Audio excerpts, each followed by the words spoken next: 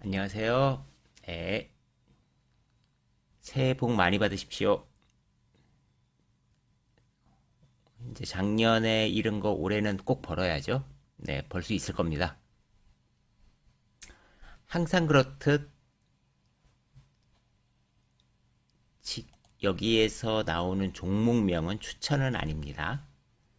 네, 그리고 뉴스나 리포트나 뭐 이런 거를 근거로 말씀을 드리지만 오류가 항상 있을 수 있습니다. 네, 제 블로그 댓글에 남겨주셨던 아마 여기도 계실 텐데 남겨주셨던 분입니다.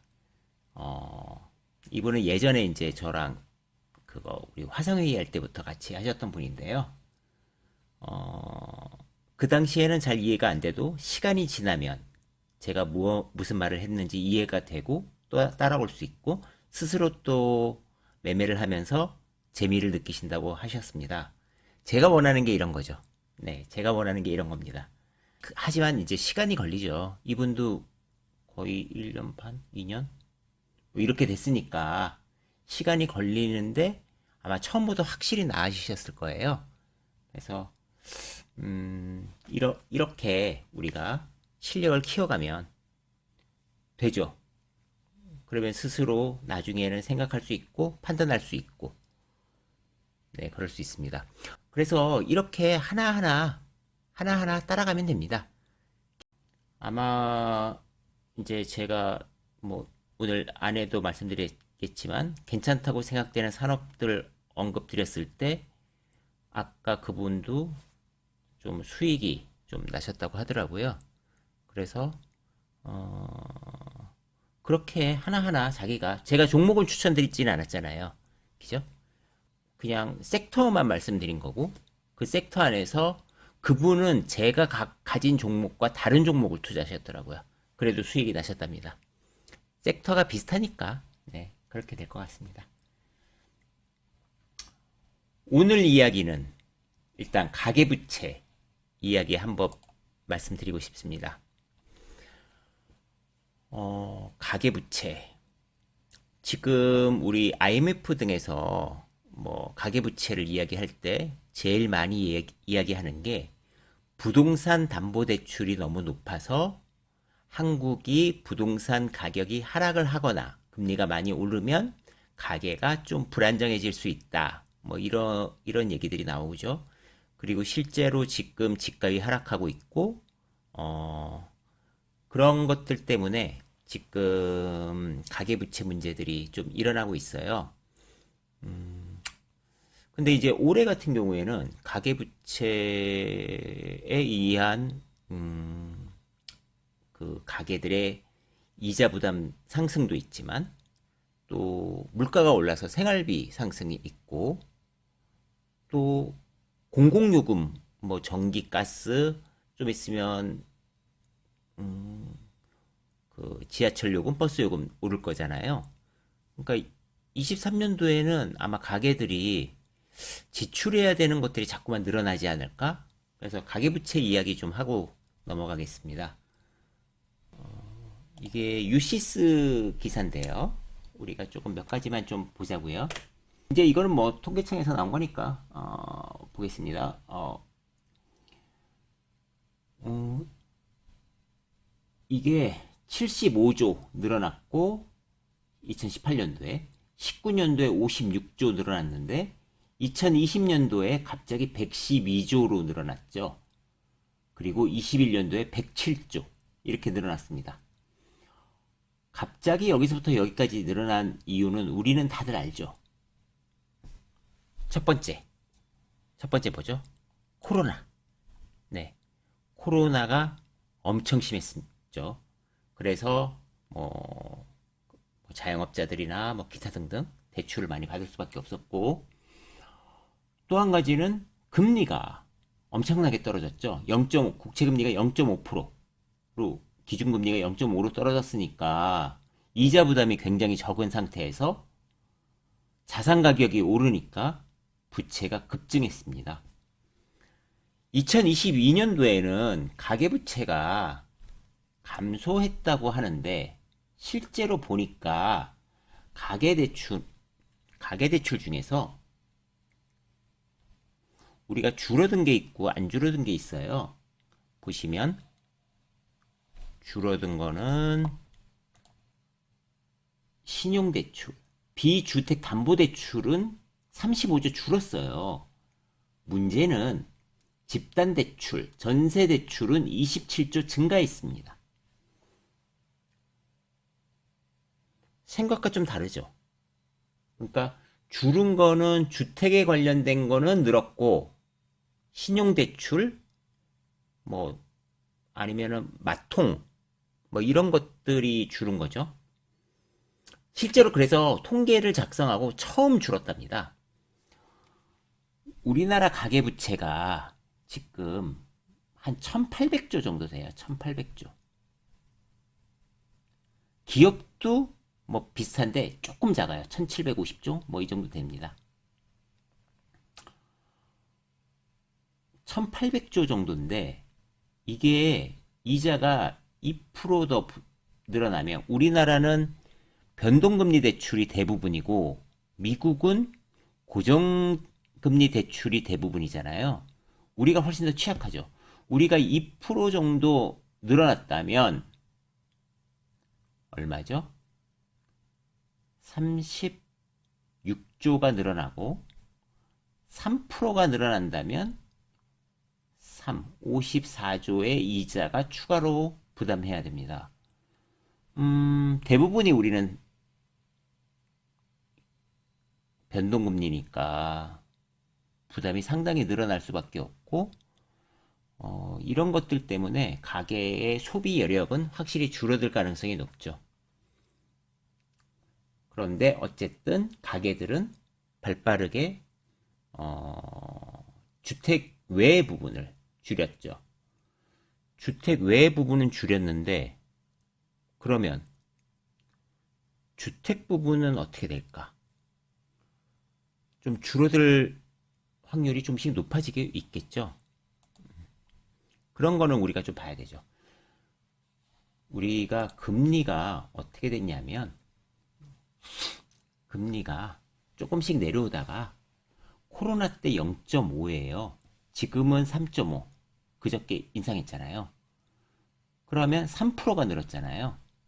그러니까 우리가 변동금리 포지셔닝이 거의 대다수니까 지금 올해는 3% 정도를 낼 텐데 한국은행에서 이야기하기로는 고금리가 가계부채를 낮추는데 도움이 될 거다. 뭐 그렇겠죠. 도움이 되겠죠.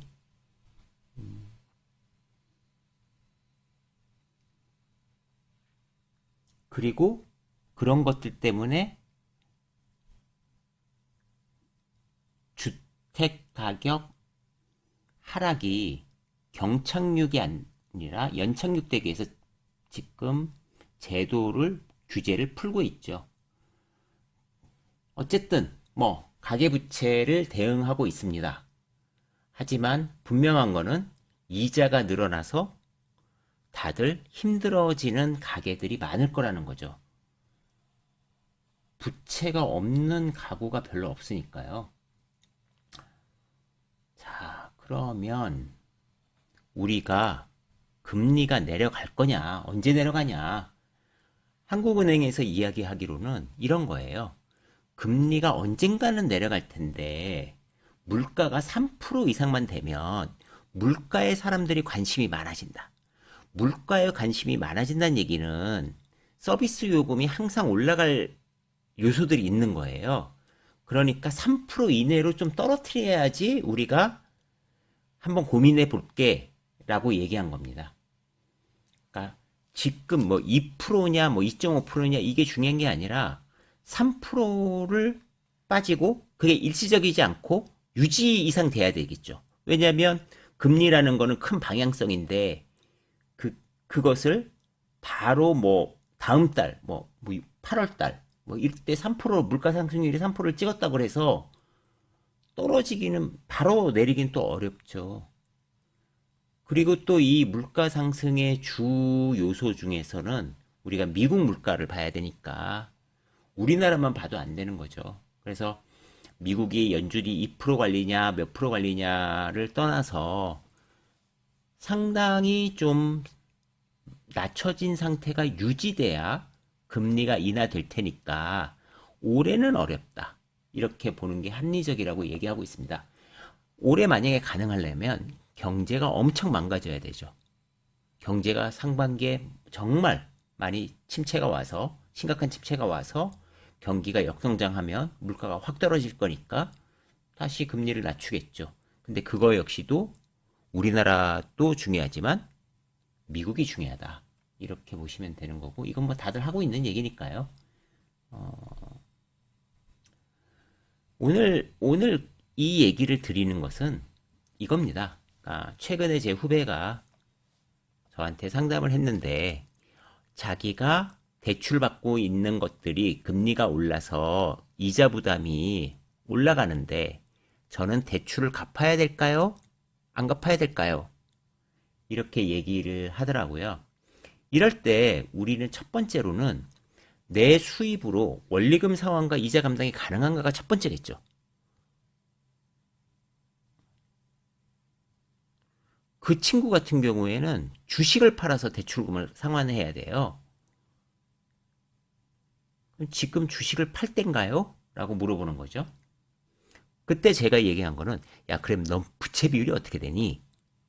연봉은 어떻게 되니? 이자는 어떻게 되니? 이렇게 물어보니까 뭐 연봉에서 이자 부담이 뭐 세후 10% 정도 10% 정도더라고요. 그러면은 일단은 뭐 연봉이 있으니까 가능할 것 같고 부채 비율도 25%뭐 이 정도예요. 그러면은 괜찮죠. 우리가 부채 비율은 자본, 우리가 순자산이라고 하는 부채잖아요. 네, 뭐 순자산이 10억인데 부채가 2억이다. 이러면 20%니까 그 2억이 작년에는 2.7%였는데 올해부터는 5%대를 내야 된다는 거죠. 그러니까 작년에는 월 54만 원, 뭐 50만 원, 뭐 이 정도면 됐는데 올해부터는 꽤 많은 양이 나가겠죠. 왜냐면 2억에 5%니까 1000만 원이고 1000만 원을 나누면 한 80만 원? 뭐 이렇게 올라가는 거니까요. 또 우리가 가계부채 중에서 이 친구는 얘는 아니지만 갭 투자를 하셨던 분들은 무이자 부채인 전세가 있죠. 전세.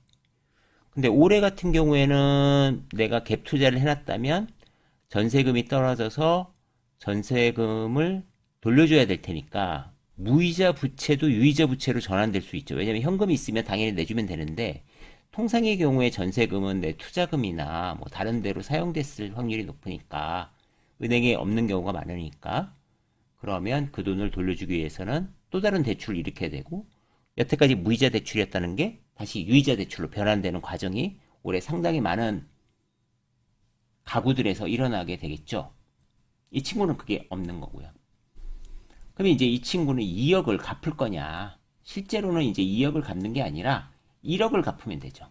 왜냐하면 작년도에 부담했던 이자만큼 부담할 거면 빚이 2억이었는데 1억으로만 줄이면 작년만큼 이자를 내는 거니까 네, 빚을 그렇게 줄이느냐 마느냐 이거를 상의하는 거죠. 핵심은 이겁니다. 내가 올해 금리보다 훨씬 더 많은 투자를 올릴 자신이 있느냐. 자신이 없다면 부채를 상환하는 게 맞고 자신이 있다면 저 정도 부채 비율을 갖고 있는 분은 계속 가져가도 상관없죠. 그래서 투자를 통해서 6% 이상의 수익을 올릴 수 있으면 가능합니다. 배당 수익이 1, 2% 되니까 실제로는 올해 4% 정도 올리면 되고 올해가 2200에서 시작했으니까 4%면은 지수 100포인트 정도니까 2300, 뭐 지수를 추정했다고 한다면 2300 벌써 이제 됐죠, 사실. 벌써 됐죠, 올해. 네, 올해 코스피가 한 6% 가까이 올랐을 테니까, 네, 코스닥은 그만큼 안 되고요. 그래서 자산이 많이 떨어져 있는 상태에서 굳이 너같이 부채 비율이 높지 않은데 주식을 팔아서 부채를 상환할 이유가 있을까? 제가 오늘 그렇게 얘기해 줬습니다. 단 전제 조건은 투자해서 주식 투자를 하고 있는 친구니까 투자해서 그만큼의 성과를 낼 자신이 있으면 되는 거죠. 네.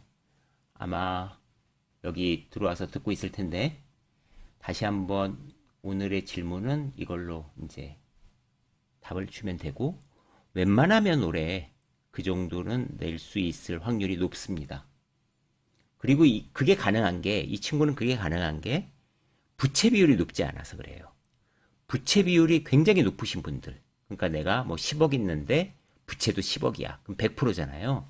이런 분들은 조금 이자 부담이 정말 뭐 사업이나 근로소득으로 충분히 커버가 가능하다면 다행인데 그렇지 않다면 좀 부담이 되겠죠. 그래서 이 친구는 괜찮습니다.